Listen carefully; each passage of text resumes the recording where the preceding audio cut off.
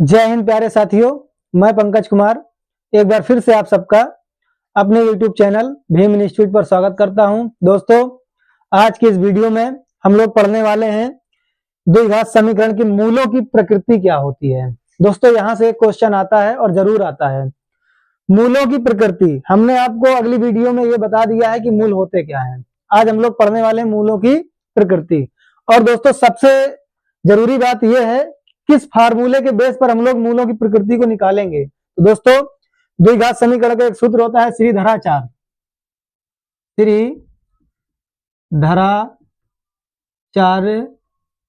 जी का सूत्र। दोस्तों, इसको द्विघाती सूत्र भी बोलते हैं। x is equal to minus का b प्लस माइनस रूट के अंदर b स्क्वायर माइनस का 4ac अपान में 2a। दोस्तों, ये फार्मूला होता है मूलों को निकालने के लिए। ऐसा द्विघात बहुपद या ऐसा द्विघात समीकरण जिसका मध्य पद हम लोग ना मिला पाए, तब हम इस सूत्र का प्रयोग करते हैं। और इसको अगर ऐसे भी किसी भी सवाल में लगाएंगे तब भी उसका आंसर आएगा। लेकिन दोस्तों, हमें यहाँ समझना यह है कि मूलों की प्रकृति कितने प्रकार की हो सकती है। यदि दोस्तों विविक्तकर यानी d बराबर b स्क्वायर माइनस 4ac का मान, कहने का मतलब d है विविक्तकर। अगर विविक्तकर का मान है जो वो 0 से छोटा आ गया अर्थात माइनस में आ रहा है, तो जो मूल होंगे द्विघात समीकरण के वो वास्तविक नहीं होंगे अर्थात असमान रूप के होंगे। वास्तविक भी नहीं होंगे और असमान रूप के होंगे। दूसरी बात यह है दोस्तों, जब d का मान 0 के बराबर आ जाए अर्थात विविक्तकर का मान 0 के बराबर आ जाए, जब 0 के बराबर आ जाए तो जो मूल होंगे वो वास्तविक होंगे और बराबर भी होंगे। क्यों? क्योंकि जो 0 के बराबर आएगा विविक्तकर का मान तो मूल वास्तविक तथा बराबर होंगे। ये हो गई दोस्तों दूसरी कंडीशन। अब आते हैं तीसरी कंडीशन पे। यदि विविक्तकर का मान यानी d का मान है ये जो इस फार्मूले में रखेंगे। अच्छा दोस्तों, आप सोच रहे होंगे a b c का मान कहां से आएगा। मान लीजिए आपको कोई भी द्विघात समीकरण दिया हुआ है 4x स्क्वायर प्लस का 6x प्लस का 7 इज इक्वल टू 0। ये आपके पास एक द्विघात समीकरण दिया है। सबसे पहले आपको करना क्या है, इसकी तुलना कराना है। कि तुलना एक द्विघात समीकरण का फार्मूला होता है, इसके पहले वाली वीडियो में बनाए हैं, ax square plus bx plus c बराबर 0। दोस्तों, इसकी तुलना करा करके x स्क्वायर के गुणांक को देखेंगे अर्थात यहां से a का मान निकालेंगे। a बराबर आ गया 4। x के गुणांक को देखेंगे तो जहां b है वहां पर है 6, तो b का मान हो गया दोस्तों 6। इसी प्रकार से देखेंगे c के गुणांक को, जहां अचर पद है c वहां अचर पद की जगह पर है 7, तो c का मान हो जाएगा 7। हमें कोई भी सवाल दिया रहेगा द्विघात समीकरण का तो हम a b c के मान निकाल करके d बराबर b स्क्वायर माइनस 4ac में रखेंगे, तब हम तीनों कंडीशन मिलाएंगे। जौन सी कंडीशन मिल जाएगी उसी प्रकार से हम मूलों की प्रकृति को लिख देंगे। यदि कंडीशन ये आई तो लिखेंगे मूल वास्तविक नहीं होंगे। अगर कंडीशन में d का मान 0 के बराबर आ गया तो लिखेंगे कि मूल वास्तविक तथा बराबर होंगे। अगर कंडीशन ये आ गई कि 0 से मान अधिक है, जब 0 से मान अधिक हो जाए तो लिखेंगे कि मूल जो है वो वास्तविक है तथा भिन्न भिन्न है। तो दोस्तों, आशा करते हैं हम लोग सीधे सवालों पर चलते हैं। आप इसका स्क्रीनशॉट ले लीजिए और हम सीधे सवालों को हल करते हैं।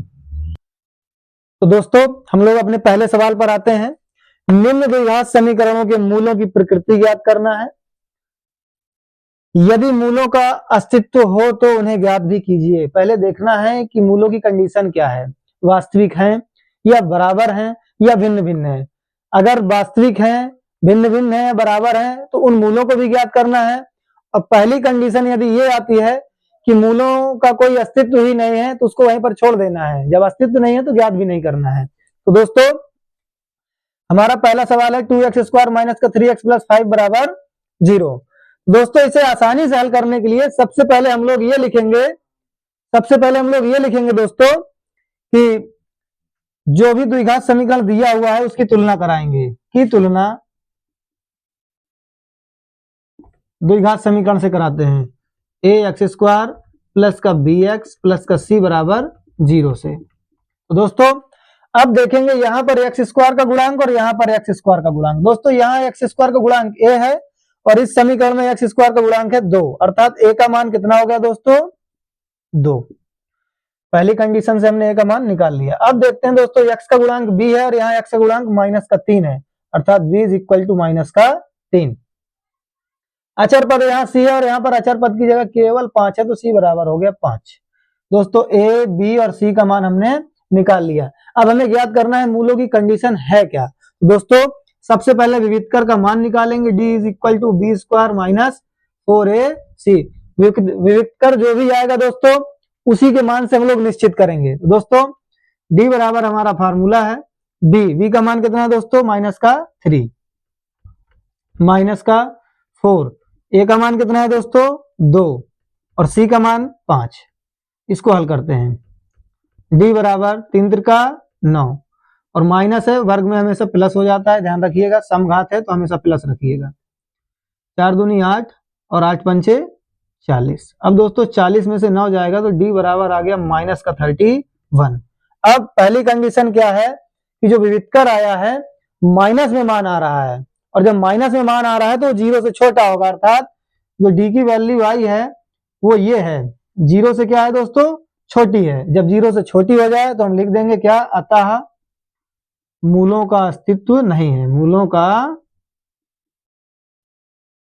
अस्तित्व नहीं है। जब मूलों का अस्तित्व नहीं है तो मूल वास्तविक नहीं होंगे, मूल वास्तविक नहीं है। और जब मूल वास्तविक नहीं है दोस्तों तो सवाल को आगे लगाना ही नहीं है, वहीं पर छोड़ दो कि भैया जाओ, अब आपके साथ हमें कुछ भी नहीं करना है। ये हो गया दोस्तों हमारा सवाल। आप इसका एकदम आसानी से स्क्रीनशॉट ले सकते हैं। और समझ में आया है दोस्तों तो वीडियो को ज्यादा से ज्यादा शेयर करें और चैनल को सब्सक्राइब करना ना भूलें। तो दोस्तों हम लोग पहुंचे अपने दूसरे सवाल पर। 3x स्क्वायर माइनस का 4 रूट 3x प्लस का 4 इज इक्वल टू 0। दोस्तों ये एक द्विघात समीकरण हमको दिया हुआ है।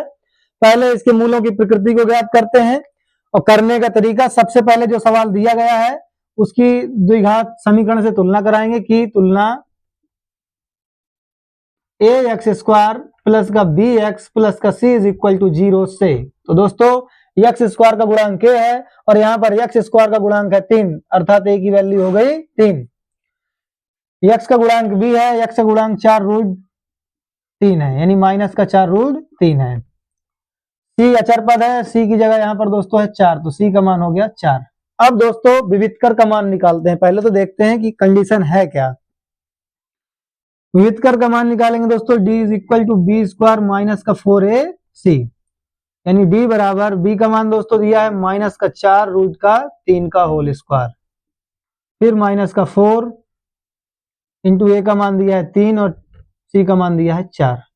अब दोस्तों इसका स्क्वायर खोलेंगे तो कैसे खोलेंगे, माइनस का 4 रूट 3 का गुणा 2 बार करेंगे, माइनस का 4 रूट 3 गुणे माइनस का 4 रूट 3, 4 का गुणा 4 में करेंगे, माइनस माइनस प्लस, 4 चौको 16, रूट 3 का रूट 3 में करेंगे तो हो जाएगा 3, यानी 16 तिया 48, यानी इस कंडीशन को हल करेंगे तो आएगा 48 माइनस 4 ती 12, 12 चौक 48, अर्थात दोस्तों 48 से 48 कट गया और d इज इक्वल टू आ गया 0, अर्थात मूलों की प्रकृति क्या हुई दोस्तों 0 के बराबर आ गया विविधकर का मान। और जब भी विविधकर का मान 0 के बराबर आ जाए दोस्तों तो मूल वास्तविक और बराबर होंगे, तो हम लिख देंगे अतः मूल वास्तविक तथा बराबर होंगे। और दोस्तों जब मूलों का अस्तित्व है तो उन मूलों को भी ज्ञात करना है, और मूलों को ज्ञात करने के लिए ध्यान करो श्रीधराचार्य का फार्मूला बताएं द्विघात समीकरण का सूत्र। तो अब लगाते हैं हम लोग द्विघात समीकरण का सूत्र।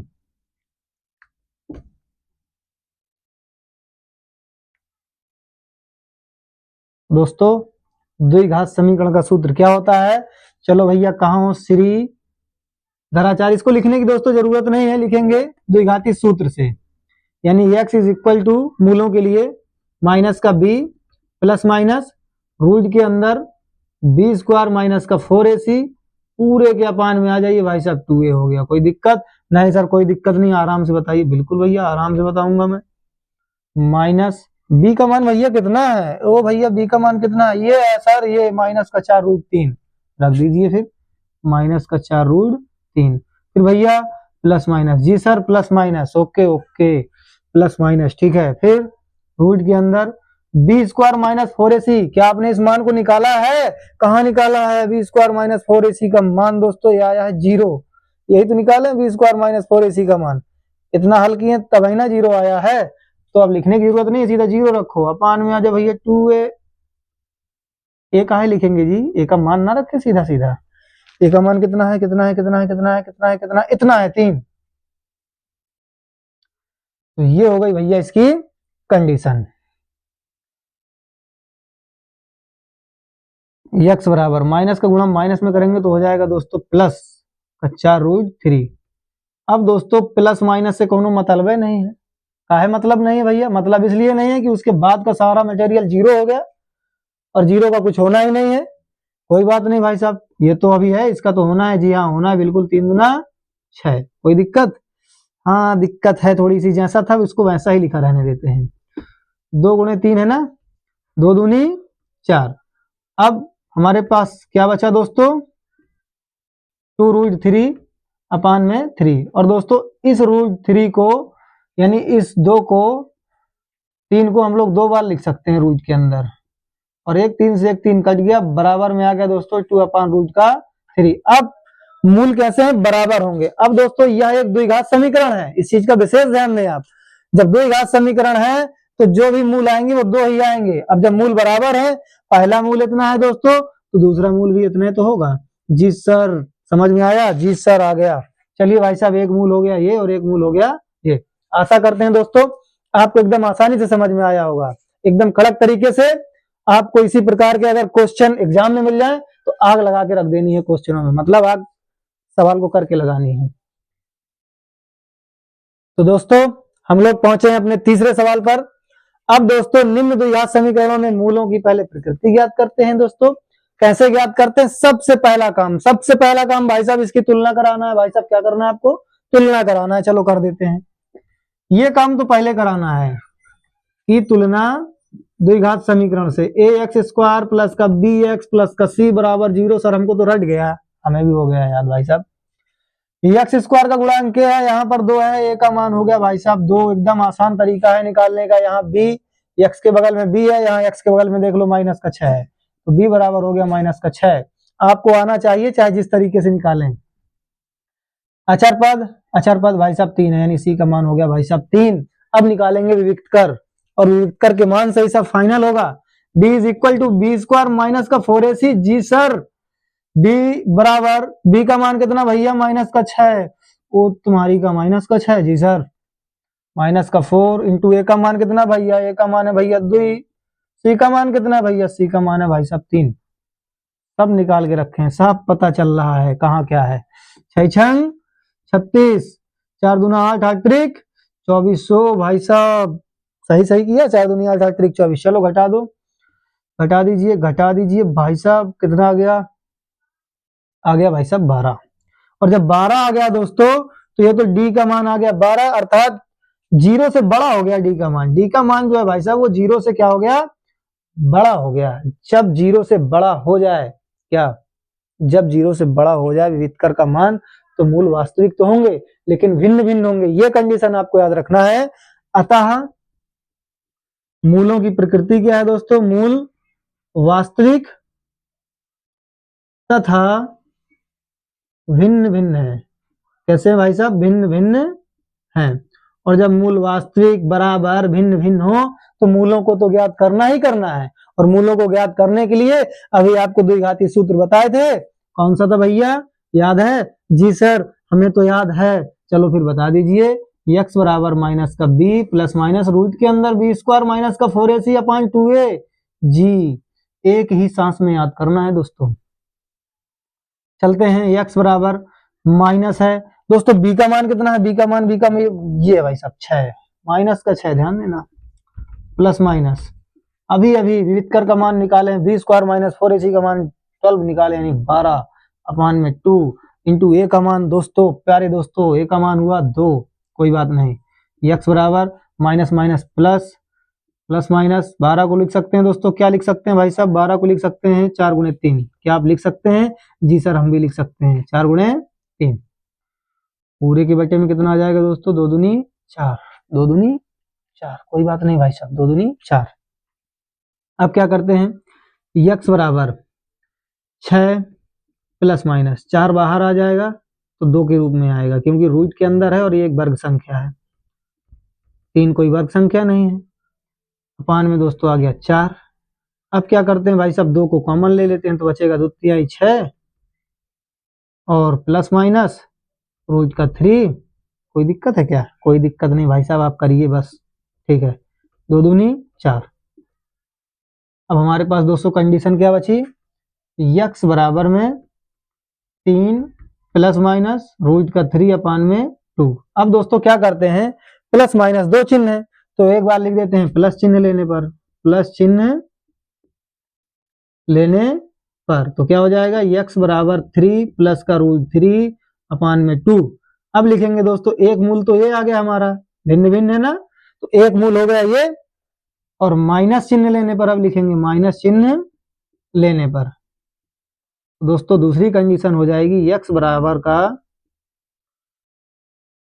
बराबर 3 माइनस का रूट 3 अपान में 2। तो दोस्तों ये हो गए दोनों अलग अलग यानी भिन्न भिन्न से मूल हो गए। तो दोस्तों आशा करते हैं ये भी आपको एकदम आसानी से समझ में आया होगा।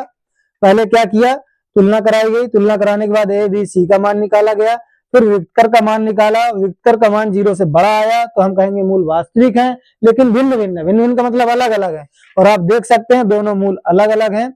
आशा करते हैं दोस्तों आपको एकदम आसानी से समझ में आया होगा। और दोस्तों इसके बाद हम लोग अपने चौथे सवाल को एकदम ये समझ लीजिए कि 2025 के बोर्ड एग्जाम में वो छप के आएगा, तो आप उसे देखना ना भूलें।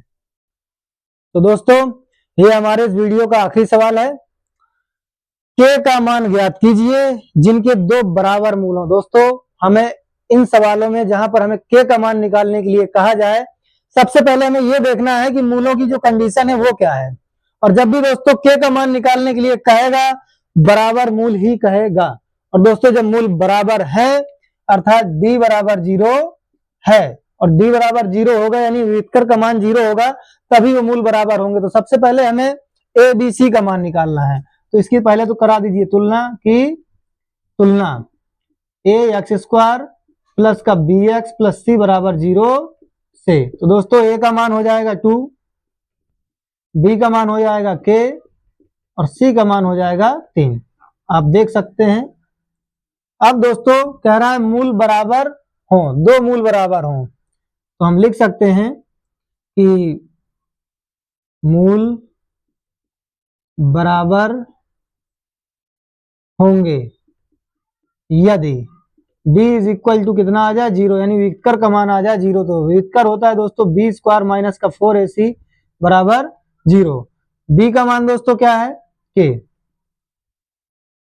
माइनस का 4 इंटू ए का मान कितना है दोस्तों 2 और सी का मान है 3 बराबर 0। के स्क्वायर माइनस का 4 दूना 8 8 त्रिक 24 बराबर 0। ये माइनस है दोस्तों, इसको उधर ले जाएंगे तो हो जाएगा प्लस का 24 और स्क्वायर है। तो दोस्तों अभी के स्क्वायर का मान आया है हमारे पास, हमें केवल के का मान निकालना है। दोस्तों यहां से हम लोग यहां से स्क्वायर हटाएंगे तो इधर रूट लग जाएगा, यानी के बराबर हो जाएगा रूट का 24। और दोस्तों अब आप जानते हैं कि 24 को हम लिख सकते हैं, क्या लिख सकते हैं, 24 को लिख सकते हैं 4 गुणा 6, 6 चौको 24, और 4 इसलिए लिख रहे हैं क्योंकि 4 एक वर्ग संख्या है, इसको बाहर निकाल लेंगे रूट से तो बचेगा 2 रूट 6। अब दोस्तों हमसे ये कहा है सवाल में कि 2 मूल बराबर हों, और 2 मूल तभी बराबर होते हैं जब विक्टर का मान आता है दोस्तों 0, यानी पहला मूल यानी के का मान आया है कितना 2 रूट 6, तो अगला भी जो के का मान आएगा दोस्तों वो भी हो जाएगा क्या 2 रूट 6। तो दोस्तों आशा करते हैं सवाल आपको एकदम आसानी से समझ में आया होगा। और दोस्तों यदि सवाल सभी अच्छे से समझ में आए हैं तो वीडियो को लाइक और शेयर करना ना भूलें। आज के लिए दोस्तों जय हिंद।